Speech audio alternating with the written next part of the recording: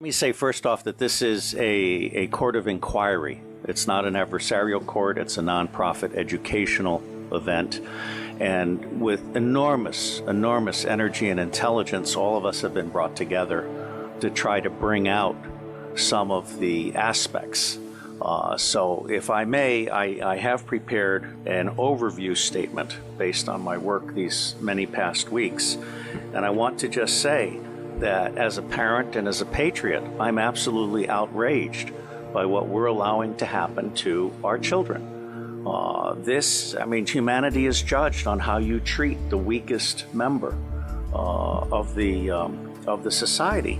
Let me say that although pedophilia, which says child love, has nothing to do with the abuse of children, these children are not just kidnapped and in some cases bred by families as a cash crop. We have people in the United States of America that breed children in order to sell them. And when they are sold, they come without birth certificates, which means it's easier to kill them and have no one ask where they are. We're also importing children by the plane load. Again, children who have no documentation. It's not just child slavery or child sex abuse, it's also child torture, because you have adrenalized blood. You have the whole blood drinking ceremony of the satanic world. It's also the use of children for harvesting body organs. We'll have the Falun Gong testimony tomorrow. One of the reasons that the Falun Gong are so popular is because they're so healthy, so that you can harvest their body organs and get the very best. And then you have ritual ceremonies and ritual murder, as well as incidental murder. I have been a spy. I'm out from undercover. I'm under a lifetime secrecy agreement. I absolutely tell you without doubt, I have no secrets that I can remember. If when I go to Iran soon, they can torture me, there's nothing there for them to get. But I know the system. I've been a spy all over the world. I have created the Marine Corps Intelligence Command. I have trained intelligence and law enforcement representatives, over 8,000 of them from across 66 countries.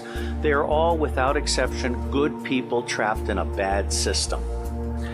I have found in my research in preparation for this court and all of the work that will follow that most organizations that end up being used to prey on children, Oxfam is a recent example, all of the United Nations organizations, the Boy Scouts of America, all of the child services agencies across the United States of America, they did not start out as organizations to prey on children, but they attract pedophiles.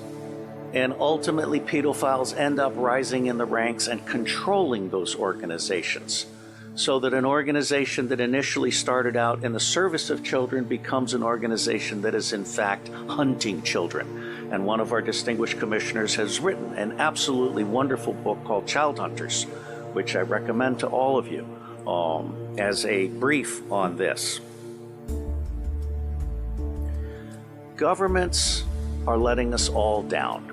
And I absolutely agree with the commissioner who brings forward the need to restore the sovereignty of we the people, because governments have become not only bureaucratized, but they are now the servants of the deep state, of the banks. And if I may, the deep state is not the same as the shadow government. As I say, every organization is 90% good people trapped in a bad system. It's the highest 10% that is generally the rogue killer element.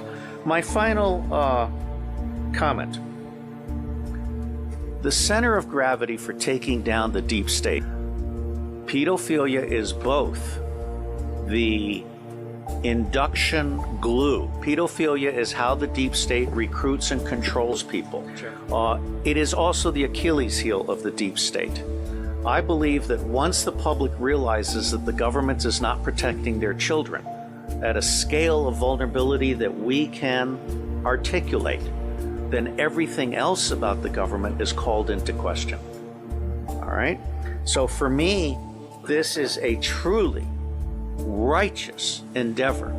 And I will end by saying that as much good as it might do to get the British angry, For me, the center of gravity for change is the American public. Because if you can get the American public angry, we will stop supporting dictators overseas. We will close all of our military bases overseas. I am on record as a former CIA operations officer saying that our 1,000 bases overseas are not there for national defense. They're there to serve as lily pads for the smuggling of guns, gold, cash, drugs, and small children. So let me say I am proud to be in your company, and I believe that no matter what we do or do not do, it is going to make a difference. God bless you.